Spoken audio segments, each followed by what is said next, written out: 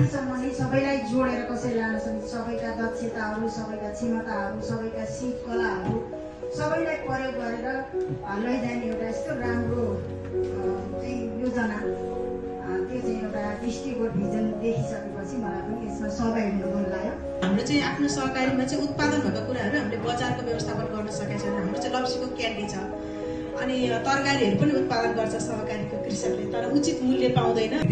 यो कम्पनीमा लागेर हामी एकजुट भएर काम गऱ्यो भने चाहिँ सानो कृषकदेखि सबैजनाले पनि रोजगारी पनि पाउने अवसर सबै चिज भएको भएर एकदम राम्रो कार्यक्रम छ। यो उद्यमशीलताको क्षेत्रमा धेरै काम गर्नुभएको कारणले अब जस्तै यसको पनि कृषिले आधारित व्यवसायहरू, त्यसपछि मार्केटिङहरू गर्नुको कारणले त्यसमा के योगदान गर्न सकिन्छ कि भन्ने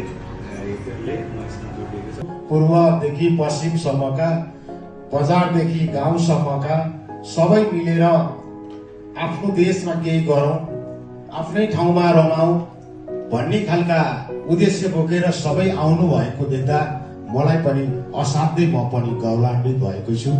यसमा चाहिँ आफ्नो सहअस्तित्वका साथ आफूसँग जे छ या जे सिप छ त्यसै गरी नै जोडिएर यसको देशको विकास र रोजगारले सँगै गरी नेपालको विकास गर्न सकिने भएकोले यसको लक्ष्य यसको यसमा चाहिँ मलाई मिसन र भिजनमा पुनः म यहाँ आबद्ध भएर काम गर्दैछु। अहिले हालै मात्र यो ललितपुर जिल्ला कमिटीमा सदस्य भएर काम गर्दैछु। यसले नै मलाई आफू लगाएर आफूले आफ्नो समाज देशलाई चाहिँ अगाडि बढाउन सक्छु है भन्ने लागेर चाहिँ म यसमा आबद्ध भएको थिएँ। मैले सुरुमा प्रमोटरबाट सुरु गरेको यात्रा आज बागमती प्रोभिन्समा महाअभियानलाई लिएर हिँडिरहेको अवस्था छ, जस अन्तर्गत चाहिँ अहिले हामीले पूर्वको इलामदेखि लिएर पश्चिमको कञ्चनपुरसम्म हाम्रो उपस्थिति पुगिसकेको अवस्था छ। हाम्रो शाखा कार्यालय अहिले 37वटा ठाउँमा सञ्चालनमा आइसकेको अवस्थाहरू रहेको छ र हाम्रो 18वटा ठाउँमा हाम्रो आफ्नै मार्टहरू स्थापना भइसकेको अवस्थाहरू छ। क्लाउजिङ गरेर एउटा अब त इभी भ्यानहरू छ, कस्ट इफेक्टिभ हुन्छ। इभी भ्यानहरू लिने फोनबाट पनि, मोबाइल एपबाट पनि र हाम्रो कस्टमर्सहरूलाई मन्थली प्याकेजमा पनि मन्थमा कहिले कति ग्रोसरी कन्ज्युम गर्छ त्यसको एनालाइसिस गरेर त्यो डेलिभरी सिस्टम पनि हामीले यही महिनादेखि 4-5वटा सिटीमा सुरु गर्ने अभियानमा छौँ। यो वर्ष हामीले 100वटा डार्क स्टोर मोडल नेपालभरि सञ्चालन गर्ने, यहाँदेखि रुकुम जस्ता ठाउँहरूमा पनि ओमेटोको ब्याग बोकेर घरमा होम डेलिभरी सुरु गर्ने योजना हामीले राखेको छौँ। त्यो नेपालमै पहिलो प्र्याक्टिस हुनेछ र यसले बजारलाई नयाँ एउटा दिशातिर लानेछ। यस्तो ब्रान्डिङ प्याकेजिङ गरेर हामी नेपालमा बेच्छौँ, विदेशमा बेच्छौँ भने बल्ल त्यसले चाहिँ एउटा किसानदेखि उपभोक्तासम्मको कथा हामीले गएर हेर्दा पनि अब हामी त्यो एग्रो टुरिज्म पनि सुरु गर्दैछौँ यो वर्षदेखि। त्यो एउटा कथा त्यहाँदेखि बजारसम्म जाने कथामा चाहिँ लगभग 70-80वटा प्रोडक्ट लाइनहरू आयो।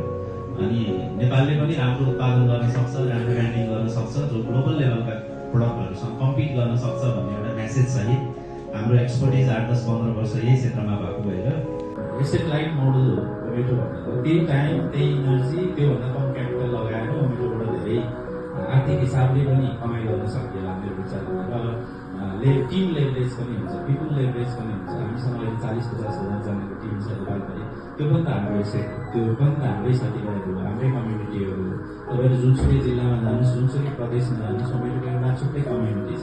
यहाँभित्र आएर हामी ग्रोथ गर्छौँ भन्यो भने त्यो ठाउँहरूमा तपाईँ हामीलाई सपोर्ट नहुने भन्ने कुरा छैन। हामी एउटा राम्रो राइट पाथमा गइरहेको छौँ, राम्रो काम गरिरहेको छौँ, राम्रो काम गर्ने मनस्थिति राखेको छौँ होइन भनेपछि त्यो पक्कै पनि मार्केटले तपाईँलाई हामीलाई एक्सेप्ट गर्छ नै।